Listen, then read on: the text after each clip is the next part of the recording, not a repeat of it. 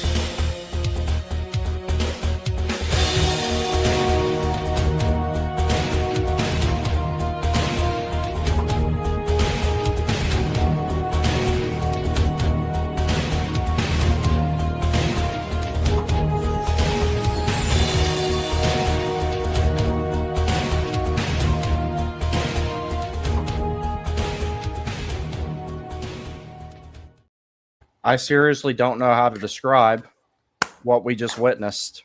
Oh, that was very not fun until it became a lot of fun. I'm never going to be able to say anything good about this team ever again. If I go too long without saying something bad about them, they actually start playing bad. So the Martinook to Fallujah gimmick I'm starting that. Do it. Yep. I'm starting that on Saturday. I don't care. And if anybody knows me, it's like I got people, like some of the people in the comments, why are you hating on Jankowski so much? I'm like, stop. I know what I'm doing. There's a method to the madness. We know what we're doing. I'm just saying, he's playing the best hockey of his life ever since I started ragging on him. Otherwise, I would have stopped ragging on him weeks ago. It's when I don't like a player, it's actually apparent that I really, truly don't like them. And frankly, it worked with Svechnikov too. Oh yeah, when I did the Jimmy meme from South Park, the Svechnikov to and then immediately he started playing better after that. It's on an absolute tear, the guy. Yeah, what a great comeback win. And I just saw this. It was just tweeted out by NHL News.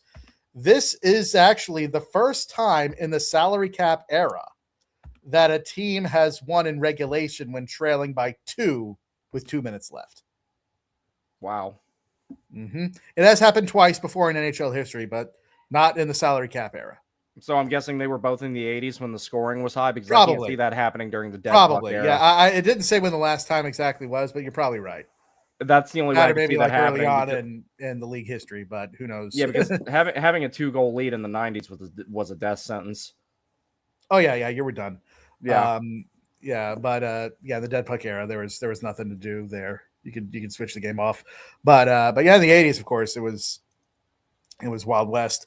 But still, like in the salary cap, but that's probably like, I guess, don't quote me on this, but there's probably like, I'd say at least 30 or 40 years since something like that has happened, which is always special. So this game, wow. Boy, were the Canes, did they look sloppy for most of this game. See, like, for 58 minutes, boy, were they sloppy. I wouldn't say it was 58 minutes. I was okay with how they played in the first period, because was decent. I think that the reason I was okay with it, I went in there with low expectations because of the history of what this team does when it comes off of a break. Because normally they come off of a break and you're like, are you guys interested in playing a professional sport anymore or not? Usually that's it. It's with this team, whenever, it's like rest versus rust, it's always rust. Right. That's the problem. So yeah, the first period was okay. I thought Utah actually, they started to really kind of take over towards the end of the first period. Yeah, they did. It's like, I'm just glad that we didn't get the typical experienced Canes hockey where the rust was so bad you couldn't scrape it all off before the end of the game. And they managed to do that today. Right. And unlike against Buffalo or against Ottawa, Bussy didn't bail them out every time. He wasn't bad. I don't think he was bad. He definitely gave them a chance to win. This is what I would And say is a median game for him. This is about what you should expect on a normal basis. Like he's not going to set the world on fire like he has all the time. This is what I would call a baseline game for him. And it's like, but I did notice some stuff about almost everybody. It's like, and we were talking about it particularly with Chatfield. He was either making really grade A, awesome plays, or he sucked. There was no in between on any of his shifts. It was the same with Ghost. I felt that way with Aho in the second period. Aho was either laying people out or I'm sorry, I don't mean to keep interrupting. There's a little latency. That's fine. That's fine. Yeah. Like, totally. Like there was a lot of rust. They had 4 days off. Yeah, definitely a ton of rust here, and especially for Ghost. He just fell. No one made him. No one was bothering him. He just straight caught an edge. Yeah, right on the board. Yeah, he just fell down, and that's always disaster. Whenever there's just for no reason, just like your defenseman just blows a tire and collapses in a heap. Yeah, I would have liked Busty to make that save. They were shooting against his glove again. I could definitely tell that's what everyone's trying to do. But it was a chance in the slot. It was at least medium danger. So again, like none of the goals were soft, but he's not going to come up with that every time, I guess. And so no goalie is going to. We needed to kind of pick him up a little bit today. And boy, like what a final 2 minutes. I mean, that was and like it wasn't anything like that the team that they're not capable of doing. Nice to see Ehlers take I don't know if he lost a couple of I don't know if he spat out a few chiclets. It didn't look like he did. Well, he definitely took a nice whack in the mouth, right in the kisser. And yeah, that's right. And got us a 4-minute power play, and true rebound off the end boards. Svetch is there to pot it home, and then on the tying goal, what a pass by Blake. See that? I mean, I understand we got to give in order to get, but man, what a pass by Blake. Not a lot of players in the league will make that pass. No, but I mean, if you do think about it though, I'm not condoning this idea. But when I look at like some of the potential suitors for trading in Carolina and everything, getting someone like Elias Pettersson strictly for futures is not totally out of the question, because we'd be doing them a favor if they don't retain any salary to take him off their hands. So, like, there's a way that could happen, and that Blake, Stankoven, and Nadeau, and everybody else is still in town. Like that. Yeah. That's the one thing. It's like it's so risky though, because if he doesn't work out, Carolina has to live with that. They're not going to be able to move him a second time. That's where I'm a little bit worried about it and everything. And I mean, I know I made it's like I made the joke the other day about how I would deport Blake for Robert Thomas without a second thought, and I wouldn't even pack him a sandwich for the flight. And people in the comments were like, "Damn, dude, that's cold." I'm like, well, look at what he did tonight. Let me ask you this: is Robert Thomas making that pass? I don't know. Robert Thomas is more likely the one putting the puck in the net in a situation like that. True. Yeah, he's going to the net, but I mean, his off puck routes are a lot more centralized. Fair. I'm not in a vacuum. I do think Robert Thomas is a better player, but I don't know. Like I said, I don't know if a lot of other players in the league will make that pass. There aren't that many. See, it's just here's what I have to consider though. If you take this team as is to the playoffs, what's the probability they get it done because they're good enough, and what's the probability they get it done because they get lucky and stay healthy? That's the thing. Like, I want those two things to not overlap so much. I want it to be like, I look at this team and say, this team can go get it done regardless of what happens, regardless of who they play. Because I remember back in 23-24, there was this heavy talk about the first round matchup and what it would be like and everything like that. And, AB had me on one of his streams back in the Caniac Sessions days, and he's like, who would you rather play in the first round? And this is 23-24, mind you, the best team the Hurricanes ever put together. And I said, it shouldn't matter. If you can't beat everybody, you don't deserve to win. That's what I'm saying. It's like, I don't look at this team and say, even after something like that. Now, don't get me wrong, Utah's a good team, and I was talking about that in Landfall Hour. I was saying that like this team is close to being what they've been trying to build there for years. What was mostly built in Arizona. Like, they're close. Like, you saw a lot of that tonight. They have a lot of elements in their game that remind me of Florida. there's a lot of similarities there, like the toughness, getting under your skin, throwing a lot of hits, punishing you for having the puck. So Sergachev waving to the crowd as he goes to the box. yeah, I'm still pissed about that. I still think that should have been a major, because when you pull up and let the guy get in front of you and then you put your stick in the small of his back, push it down and push it forward, that's I didn't get to play for 2 years because of some douchebag doing that to me in a game that meant absolutely nothing. Yeah, no, it should have been a major, and but I'm just just have to let unfortunate hockey do his job. Which he did. Which he did immediately. Yeah. But yeah, it was it was good to see them come back, and yeah, I enjoy games like that. I enjoy outcomes like that, but at the same time, I'm just kind of like, I don't know, man. It's just, I thought the turnovers and everything, that was atypical. Yeah, I think that was just rust from the long break, and which is, I mean, like, I probably going to have to a bit of an adjustment period after the Olympic break too, at least a game. Here's something to get back up to speed. Per NHLPR, the 2 times this comeback instance happened pre-salary cap were the 95 Dallas Stars. Okay, that's interesting. I didn't think there would be Dallas or North Stars. At that point, at that point, it would have been, because the Dallas Stars were 93, right? That's a good question. I'm pretty sure. Yeah, I think you're right. I think it was Dallas by then, because they win in 99. Yeah. Yeah, the Dallas Stars played their first season in 93-94. Okay, I figured it was then. So yeah, it wouldn't be the North Stars. Yep. Okay, yeah, and then 1932. So yeah, I was right. First time in 30 years. Damn. And that was a dead puck era, so we were a little off about that. Yeah, that's just not something I see and expect it to happen in that era. Yeah, but that team did have Mike Modano. That team did have Mike Modano. Which actually, in other breaking news tonight, Patrick Kane just passed him. Yep, I did see that. Points in all-time U.S. born player, and so that's neat. And but that was great. I'm super psyched for that win. Yeah, and I guess if for just thinking about, because it came up today, the Canes are heavily in on Panarin, it seems. Not just reported by Pagnotta, but Kevin Weeks mentioned it. And so it's something to take seriously. I would just assume, I'm not as anti him on the team as you are.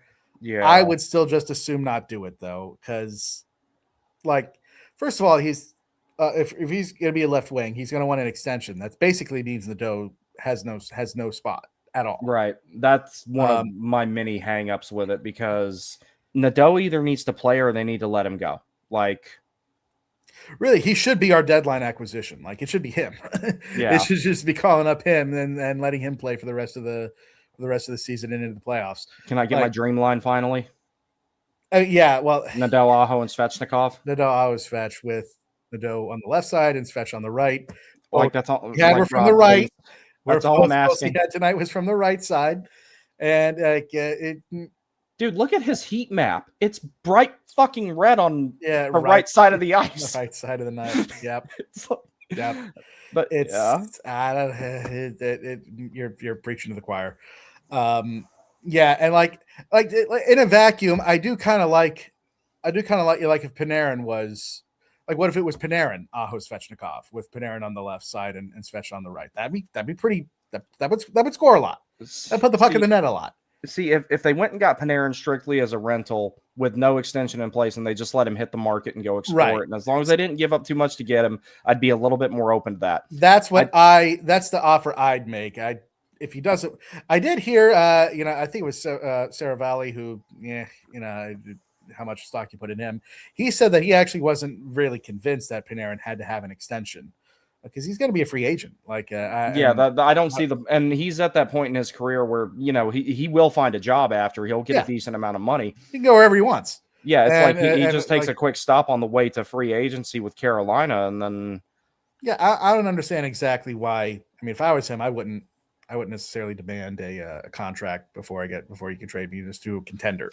No, that would be a free agent in a couple months. Yeah, he's gonna be a free agent in a few months. Yeah, just go to free agency. Or do you want to just go to a team where you might actually win, and then your asking price becomes a lot more goes up a little bit from there. So it's like, I mean, that's what I do if I was. That's what makes most sense to me, and so I would be willing to take a to rent him out for a couple months, and for a playoff run, see what he can do. Yeah, it's just my only concerns with that are, I mean, other than what we already know, the stylistic thing and everything like that. How do we know he's not going to get stuck with Martinook and Stahl? Like we have to think about that, because you're right, and that just would be classic Rod, wouldn't it? Like at that point, it's like, what are you doing? Yeah, it's What like we've already been through this rodeo once with and I've been talking about this a lot lately, just because it's been brought up a lot. Is the whole Kuznetsov and Comtois thing from Game 2 in 24 against the Rangers? I was like, scratching Kuznetsov was inexcusable, and then Comtois only played 4.5 minutes. Yeah, what's the point? Yeah, there was none. Yeah, that's the thing I don't get. I'm just trying to figure out like the team has to do something. I mean, but to me, it's like Panarin is like more of a, okay, we're out of options. Like I would rather them pursue someone like Mason Marchment or Bobby McMahon over Panarin. I know that sounds sacrilege because of the numbers that Panarin has produced at over the course of his career. But if we're also looking at Panarin as a playoff performer, his numbers are not remotely as close during the postseason as they are during the regular season. Now, that's normal. You're not going to produce as much in the postseason. You're playing against good teams all the time. But the contrast there is pretty stark. Yeah. Well, I guess I'll have to take a more deeper dive into those numbers. What sticks out to me, of course, is not only when he torched us in Game 3. What an incredible tip that was when he ended that game in overtime. And then he, of course, he won Game 7 against Pittsburgh with an overtime snipe. He's a sniper. And, I mean, those don't come along. Those don't become available too often. See, I'd rather just bring Nadeau up then and then. You see, like I would do that too. Like I would do that too. That way you save the cap space, save the, that's what I do. Now, I will say, I mean, obviously, I know Rod is going to bury Nadeau on the fourth line as much as he can, because that's just how he handles rookies. Which, to be, I mean, like I understand you get nervous having a rookie in the playoffs. I get it, but I mean, he's a peacock. You got to let him fly. And it's like I actually think about where a lot of that mentality comes from. The whole burying rookies and them having to slowly, kind of climb their way up and everything. I think part of that comes from when he was coming up. That's how it was done. Right. Yeah. So, like, his rationale behind it is not rookie hatred. It's just what he's used to from when he played. Because back then, you really had to fight to, get higher up in the depth chart and everything. And, that was a time when, players were a little bit more definitive in their role. It was like you were a top line guy or you were a second line guy. There was no nuance to the discussion most of the time. Your best players didn't kill penalties back then. Like you just sent the third and fourth line guys out there to be bullet sponges, basically. So, and it's not like that anymore. So I think that I'm just trying to figure out like something that this team could do to where, and this is where it's at. It's like you're one move away from going from paper dragon to contender. So you have to get that right. But just as is, and I want to know your opinion on this. If this team goes to the playoffs like it is now, regardless of who they play, what's their chance on a scale of 1 to 10 of actually winning a cup? They're a better team than everyone except Tampa, Colorado, and fully healthy Florida. Fully healthy Florida, I suppose. But even then, like that is like the key there, because not only Florida, it's they're injured to pieces, but that's not just a fluke. They've played so much hockey. Yeah. And that's one of the reasons. And they're due for frankly, I mean, like to three-peat in today's era is monumentally absurd with how much hockey it is and what it does to their to the body. So that doesn't surprise me that they are injured to pieces. And maybe like honestly, Like I saw Barkov was skating, and I mean, like, good for him, I guess, if he can. I'm recover really from worried that if he comes back, he's going to Like, ruin his career. yeah, Like, I mean, like, I wouldn't. Like, if I was mm-mm. their coach, if I was them, I'd be like, no, you're not playing again. Maybe for the playoffs, maybe if they make it and he's back there, but no, I would not have him play a regular season game at all. Like, No, that it seems like they're really pushing that too, and it's like Barkov's a yeah, likable player. He's one of my favorite non-Hurricanes. So the last thing I want to see is mine him too. have a career-ending injury. I definitely don't want to see that. But Yeah, and they just, I don't know if you saw, they lost Lundell and who was it Ekblad, I think. I know no, I Lundell didn't see got that. hurt. I know Lundell got hurt in their last game, and Yeah, the attrition factor is real. yeah, like it is. So that's part of it. I mean, like they may not qualify for the playoffs for that reason. And I mean, I'm not going to feel bad for any Florida fans after winning 2 all cups. 5 of them. Yeah. There is one cool guy I like on YouTube. He's Flying Fluffy. Oh yeah, I know him. He's cool. I don't know him as in like I know of him. I should say I don't. Of him. Yeah, I watch yeah. him. Like every now and then, and but he's legit cool though. He was around before they were good. True. So like that's fine. But it's like the other thing I consider with it, and maybe this is just me being paranoid from years past. It's feasible that there's 2 teams I want to talk about here in particular with this: Montreal and Detroit. It's feasible that those 2 teams would do one of 2 things. One, they would take a significant bite out of Carolina in a series and make it very difficult for them to. And Buffalo, I didn't want to mention them because I if someone said you can win a cup this year, or if someone said Carolina is guaranteed to win a cup next year, you just have to lose to Buffalo this year, I'd be like, fuck a cup. No, forget it. No, I don't care. No, thank you. Like, you don't understand. This is war and they are our enemy. No. But I get it. Like, I get it. Yeah. But so we're a better team than them, though. I mean, like, we are. Agree. It's not to say that they couldn't lose. That's what I'm saying. It's like those 3 teams. We were a worse team than Washington when we beat them in the first time they made the playoffs. Dude, well, see, the thing is, people told me the ego that they like, because I lived there when that happened, and I skated at MedStar all the time, and there were people telling me the ego that they went into with that series, people were worried they were going to lose from the outset of it. Washington, that is. But the thing that I'm thinking about is a team like Detroit, Montreal, or the Banana Slugs. Maybe they don't beat Carolina, but they could take a really big bite out of them. And then by the time, because Nashville did that to Carolina in the modified bubble. That's what I'm worried about, that these teams are so good that they can give you such a problem that you have to drag them to 7 games and beat them in triple overtime, and then you're playing again a day later against a better team than the one you just lost or just beat.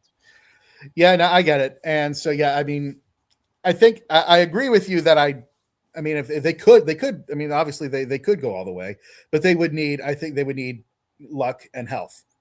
At least, especially towards the later rounds, and they can't look past anyone either. Looking past someone is a death sentence, right? That's how great number 1 seeds fall, is they look past their opponents. So if they don't do that though, they could probably make to the conference final again and then run into Tampa and have a problem.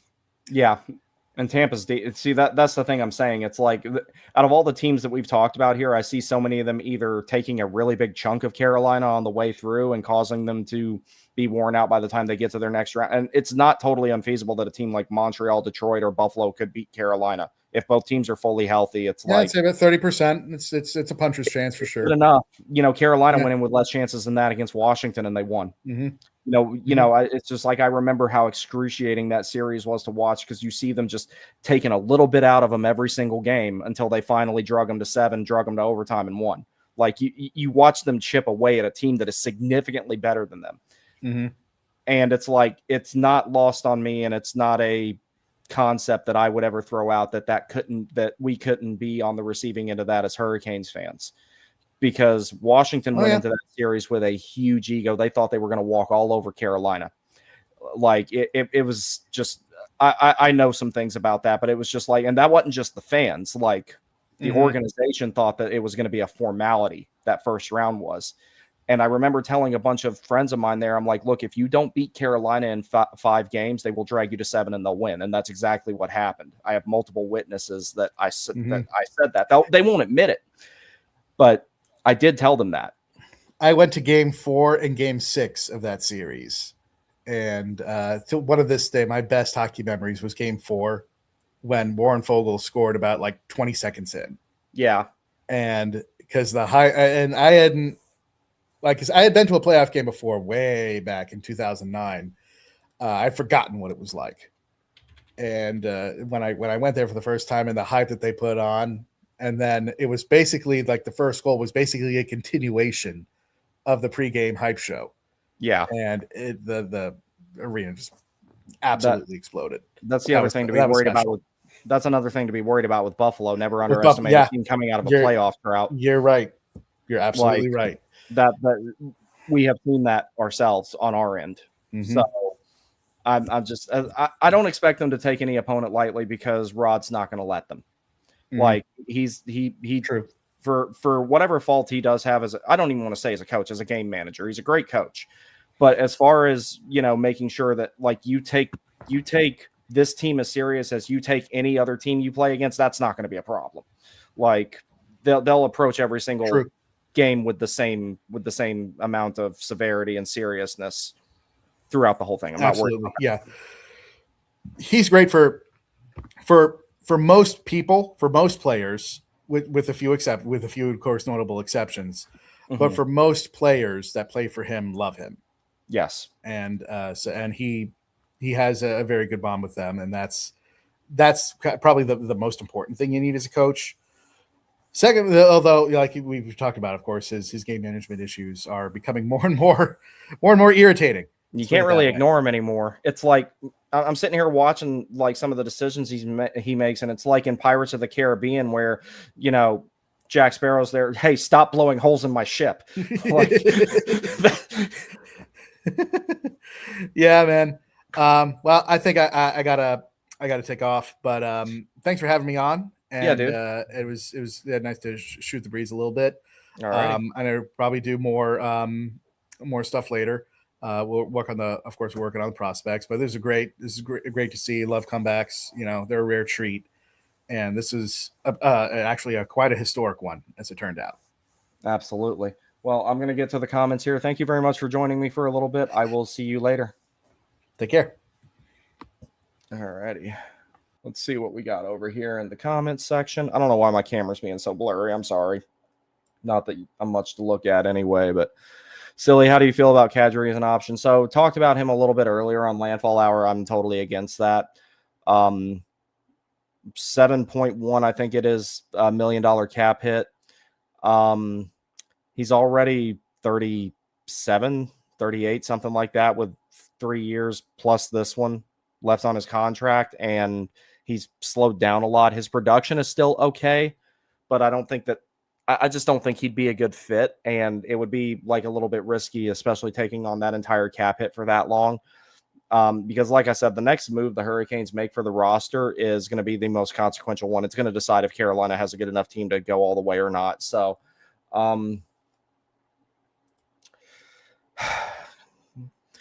Lackey says, without Jank's net front, we wouldn't have had 2 of the goals tonight. The Jank hate needs to slow down a bit. Also, Cardiac Canes. Yeah. Jank was pretty good tonight, side eye. Yeah, he was, but I can't say nice things about him. If I start saying nice things, he's going to start. You know what? Actually, you know what? I take that back. I'm going to start saying nice things about Jankowski. I will start saying nice things about him and watch him fall off a cliff like a coyote in the cartoons. Dead serious. If I start saying nice things about him, he will fall off a cliff just like the coyote in the Roadrunner cartoons. I'm telling you, splat. Most Cardiac Canes thing since 23-24. Yeah, I would agree. Facts when we do stuff during 23-24 in the regular season. Yeah. Really was nervous seeing Ghost play at the start, but I think he made up for it at the end. Yeah, that was the thing with a lot of guys tonight. It's like Ghost and Chatfield being 2 of the notable ones. They were either they would go out and they would have a really good shift, or they would be absolutely awful, and there was no in between. This camera's starting to piss me off a little bit. Come on.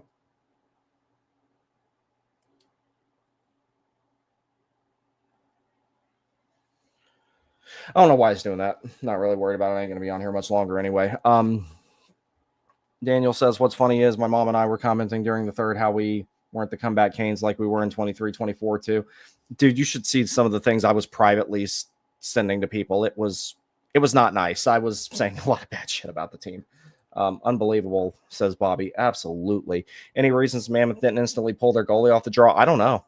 I saw Vejmelka hightail it to the bench at the 2-second mark right at the end of the game, and I don't know if that was a instinctual get to the bench and try and get the goalie pulled thing, even though it's obviously too late, or if he was just hightailing it out of there because of what had just happened to him in that 129. Like, he needed a lot of help from the boys in front, but Bossy is now 20, 30, and 1. Unbelievable. Hey, man, they don't ask how, they ask how many. It's a team sport, and, it's nice to see the goalie bail the team out one night and the team bail the goalie out the next. Like, that's how you build a cohesive winning culture. So I'm totally happy about all that. Jank should be net in front of the net 24/7. If he can keep doing that, then he doesn't have to go to China yet. He played well tonight. He really did. It's like, I know I've kind of ragged on Martinook lately, and he was one of Carolina's best players during that entire sequence at the end that led to them tying the game. So last goal was just Harmony. They were definitely Jekyll and Hyde all game. Yeah, there was no nuance to this. They pretty much everybody out there would either have a really good shift or a really bad one. There was no like, it could have been better. All right, that was mediocre. That was all right. There was none of that tonight. It was either really good or really bad. They were hot and cold every time. Svechnikov is in fact a beast. Please no, yeah, I don't want Panarin either. No, I'm still off of that train. Trade I showed earlier. Carolina receives Panarin, Trocheck picks. New York Rangers receive KK Blake, Felix Ungersorm, and Dallas pick. I don't know, man. I mean, that's a solid framework of a trade. I think that the reason I'm still kind of out on that, it's like I've seen some people posting about, and I would need to watch the Rangers again to see it for myself and everything, saying that Trocheck was not doing great without Panarin. Now, maybe that's just an adjustment period because he's been playing with him so much in the past. Maybe that's the case. Something worth looking at. I would have to see for myself to know for sure. Colorado is better than Carolina, but held out pretty good against them. However, if that's a positive thought, yeah, I don't know. I would prefer if the team just found a way to be improved. Like I said, the front office has got to do their job at this point. So Tampa and ECF would scare me though. I mean, hell, considering Carolina's history in Eastern Conference Finals, anybody in the Eastern Conference Finals with Carolina is going to worry me. I don't care who they are, just because it's like the whole, the 4-goal sweep, the Boston sweep, the gentleman's sweep from last season. It's all in there. And then if you go way back, the Penguins sweep, finally the camera decided to stop being stupid. The Penguins sweep back in the day, which was the last playoff series I saw before I left home, and the Hurricanes didn't. I completed 8 years of military service before the Hurricanes went back to the playoffs after that. 7 years and 7 months, but semantics. Seltz, what's up, bud? Canes need to pick up weight and size down the middle if they are to have any chance to get far in the playoffs. I definitely want them to pick up another center. I really do. Daniel says, I think Canes win, but it seems like teams Buffalo, Detroit, Montreal, and Pittsburgh are going to be tough. Every one of those could potentially win a series against Carolina, and a higher probability as they would at least take a chunk out of Carolina on the way through. It's like when you think about the first and second rounds that Carolina has had over the course of the last few years, they've actually had it pretty easy in that regard. Like, you had 6 games with the Islanders, 5 games with the Devils. Then the next season you had 5 games with the Islanders. And then, of course, you see them losing 6 to the Rangers after they got down 3-0 in that series. And then you go to last year, it was 5-5. Like, they've actually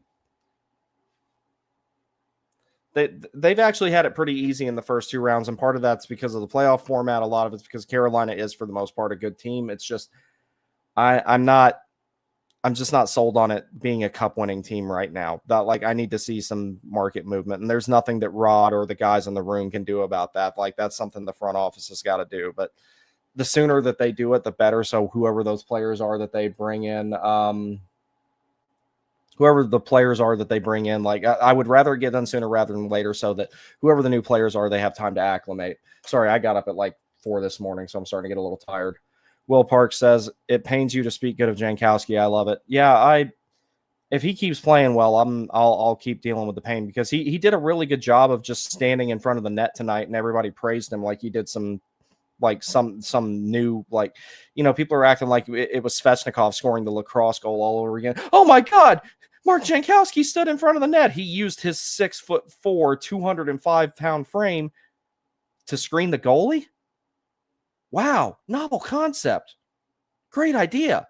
He did do well at it, though, and not everybody can do that. You can't just be a big guy and stand in front of the net. It is a skill. It is something that you have to know how to do. So, but yeah, novel concept, because he sure as hell, he's not going to hit anybody, so he might as well make himself useful in other ways, because he won't hit anyone. So at least he'll, if he can get in front of the net and, be useful that way, which he most certainly was tonight, I'll take it. I'd still rather see him hit people with his size, but just some players just don't play that way. So Dylan says you have to choose either EP40 or the Breadman. Pettersson, without a second thought. I would take that immediately. If I had to choose between the two, I'll take EP40 all day, without a doubt. Because, see, the thing is, when I was I was already out on Panarin, like I said, and then I watched him play some more, and I was like, yeah, no, I don't want this.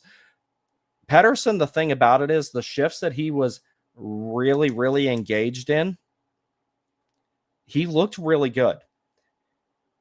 If he played like that throughout the entirety of the game, if he was that engaged every single shift as he was like the third period of the game I watched the other night, I would have already wanted him to be brought to Carolina. But the thing about it is, it's just there's times where he just looks totally disengaged. Now, that could be the fact that, like, a lot of people thought that about Teravainen just because he had a very stoic type of, stoic body language and everything. Maybe that's the case with Pettersson. Maybe it's not. Now, here's some things that I can say. I don't know if this is still the case, but I know at one point he was leading the league in block shots amongst forwards. He is really good defensively. He's not Aho good, but he's close. The guy's got a cannon of a shot when he wants to use it. His off-puck routes are really good. He can be physical. I saw that the other night when he was playing really well in that third period. I was like, if he can keep playing like this, like if he can really engage and play like this all the time, I'm a lot more open to it. Like, the problem with it is, it's just the effort level can be there.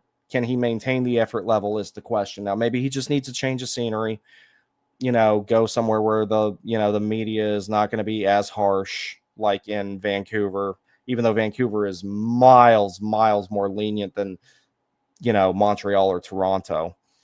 You could make a safe bet that New York and Boston and places like that probably have a harsher media than Western Canada. Yeah, so if Elias Pettersson were to happen, that's depending on the return, obviously, depending on if there's salary retention, which there would not be. I just don't see them retaining with that much term. If that were to happen, I'd have to see how I would assess it after I actually see it occur. I might change my mind. I might be like, hey, this is a great deal. But yeah, if I'm given a choice between him and Artemi Panarin, I'm taking EP40 any day. EP40 is a much more complete player than him. That pass from the goal line from Blake to Ghost for the fourth goal was a beauty. Yeah, absolutely. Scott Thomas, what's up, buddy? What a game. Ethan Reed says, my Panarin switch-up will be crazy. I will bang the drum. He is not what we need, skill set and financially. However, if he does become a Kane, I will never let go of his career power play goal stats. I just want Trocheck. Yeah, Trocheck's not a bad one to bring back either, and Carolina's got much better wingers this time around than they did when he was with Carolina the first time, so that could help.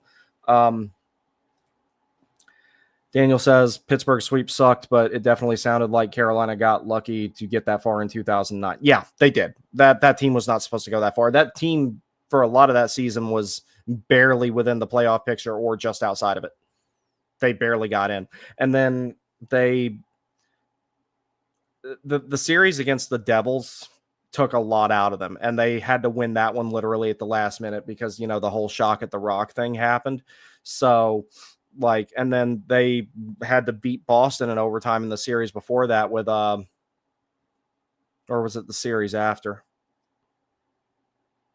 Trying to remember, did they play Boston first or New Jersey first? I cannot remember. That's been so long now. It's like everything's starting to blur.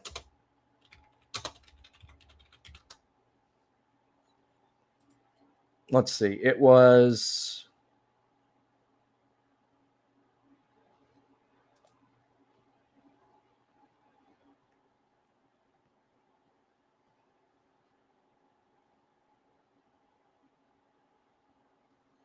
Where is it? No, the official bracket, not the fantasy ones.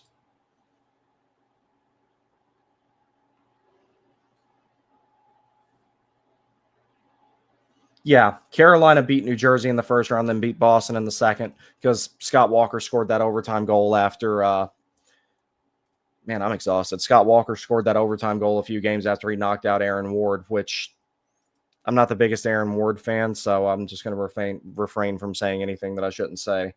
I understand he was part of the Cup team, but I'm just not the biggest fan of the guy. Bobby says Eastern playoffs are going to be a meat grinder. Yeah, and then whatever team is waiting on you at the end out of the West is probably Colorado or Vegas or someone like that. Either way, this is a tough grind.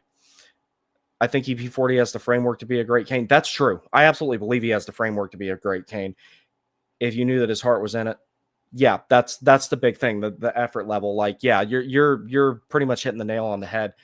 Could take a huge step, or if he gives up on the RBA system, and we have an $11 million problem on our hands. Yes,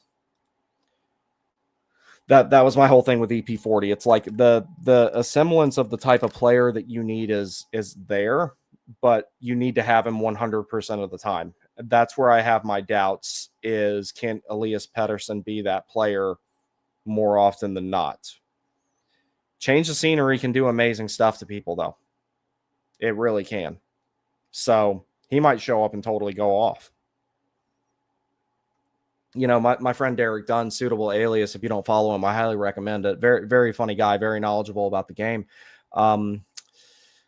You know, him and I were talking about it. He's like, you know, I look at a team like he's a Flyers fan, and he's like, I look at a team like the Flyers, and do they add a player like Elias Pettersson and that be, you know, something that takes them significantly in the right direction? No.